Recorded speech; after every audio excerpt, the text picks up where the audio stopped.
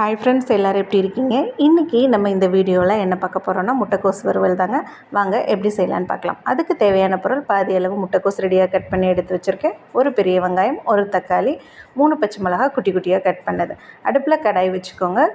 2 table spoon எண்ணெய் ஊற்றிக்கோங்க. எண்ணெய் சூடானதுக்கப்புறமா சின்ன துண்டு பட்டை, 2 கிராம்பு, கொஞ்சமாக சோம்பு சேர்த்துக்கோங்க. எல்லாம் நல்லா பொரிஞ்சதுக்கப்புறமா வெங்காயம், பச்சை மிளகா, கருவேப்பிலை சேர்த்து நல்லா வதக்கிக்கோங்க. வெங்காயம் நல்லா வதங்கினதுக்கப்புறமா தக்காளி சேர்த்துக்கோங்க. தக்காளி நல்லா வதங்கணுங்க.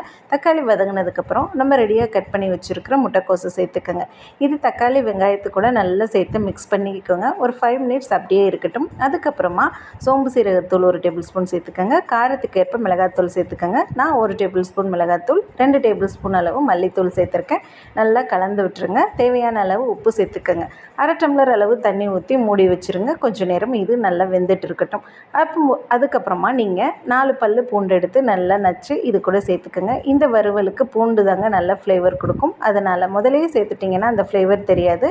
மசாலா எல்லாமே வெந்ததுக்கப்புறம் தான் சேர்த்தோம்னா நல்ல வாசனையாக இருக்கும். அவ்வளோதாங்க, முட்டைக்கோஸ் வறுவல் ரெடி. பூண்டு சேர்த்ததுக்கப்புறமா ஒரு 5 மினிட்ஸ் அப்படியே மூடி வச்சுருங்க.